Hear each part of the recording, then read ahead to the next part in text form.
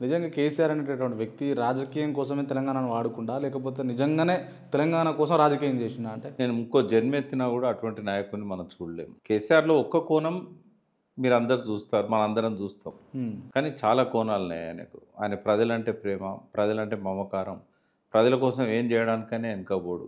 Okay. ఆయన ఒక రాత్రి క్యాబినెట్ మీటింగ్ మధ్యాహ్నం స్టార్ట్ అయితే రాత్రి 12 గంటల వరకు 42 పథకాలు ఇచ్చాడు. ఒక్క రాత్రి. ఎవరు అడిగినలా? ఆయన ఎవరన్నా అడిగినలా? ఆ! ప్రజలు అడగకుండానే ఎప్పుడు చెప్తా బొమ్మరిల్లో ప్రకాష్ రాజు అడగకముందే కొడుకు అన్ని చేస్తాడు. లాస్ట్ కొడుకు రివర్స్ అవుతాడు. కేసీఆర్ చేసింది కూడా అదే. హ్మ్. ఎవరు చేసింది చెప్పు? ఇప్పుడు ఈ 9.5 ఏళ్ల పాలనకు ఈక్వల్ పాలన భారతదేశంలో ఏ రాష్ట్రంలోనైనా హ్మ్. స్వాతంత్రం వచ్చినాక నాకు చూపెట్టు. చర్చకు సిద్ధం నేను. ఓకే. ఫిగర్స్తో పాటు వస్తాను నేను. ఆ! ఎవరినన్నా రమ్మను. జయప్రకాష్ నారాయణ రమ్మను, లేకపోతే కోదండ రామన్ రమ్మను, రేవంత్ రెడ్డి ఎవరినన్నా రమ్మను. ఓకే. స్వాతంత్రం వచ్చినాక 1947 నుంచి 2025 వరకు భారతదేశంలో ఏ రాష్ట్రంలోనైనా హ్మ్.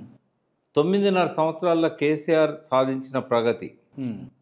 ఇంకే రాష్ట్రంలోనైనా ఏ కాలంలోనైనా ఏ ముఖ్యమంత్రి అయినా ఏ పార్టీ వాడైనా చేస్తే దేనికైనా సిద్ధం. అంటే ఛాలెంజా మీది? ఛాలెంజ్ ఇది ఆ! చేయమని ఎవరు చేస్తారు? అంటే ఎందుకు ఇంత కాన్ఫిడెన్స్ తోటి? ఒక్కొక్క రంగం గురించి చెప్తున్నాను. ఛాలెంజ్ అనేది అన్ని రంగాలలో ఒక్కొక్క రంగంలో కూడా. ఓకే. ఎందుకంటే కళ్ళుండి చూడలేని గుడ్డి వాళ్ళు, చెవులుండి వినలేని వాళ్ళు, చదవలేని వాళ్ళు హ్మ్. మేధావులుగా చెల్లమని అవుతున్నారు. హ్మ్. ఏం చెప్తాం ఇంకా? జూబ్లీ సెలక్షన్లో మాకు ఎంత ఇస్తావు? 1000 ఇస్తావు.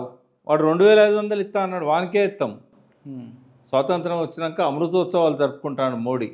ఇది ప్రజల పరిస్థితి. హైదరాబాద్ నగరంలో ఉండే ప్రజల పరిస్థితి. వాళ్ళకు రాజకీయం పట్టదు, ఎవరు మంచి పాలకులు పట్టదు, ఎవరు డబ్బులు ఎక్కువిస్తే వాళ్ళ డబ్బులు.